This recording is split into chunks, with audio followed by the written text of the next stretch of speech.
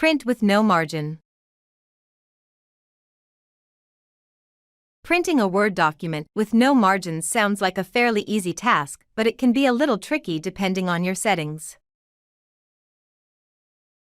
1. In Word file, go to Page Setup. 2. Settings, Page Attributes. 3. Format for any printer. 4. Paper size, click here and then click on Manage Custom Sizes. 5. Click to add new size, name it PDF borderless.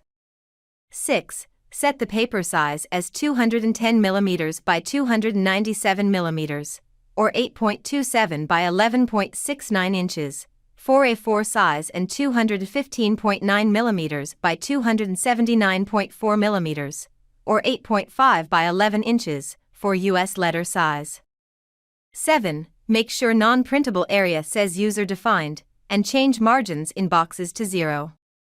8. Click OK to save your changes. Now all you have to do is print. 1. Go to Print menu. 2. Printer, choose any. 3. Presets, standard. 4. Click on PDF, save as PDF. 5. Choose file name and save location. 6. Click Save. Thanks for watching.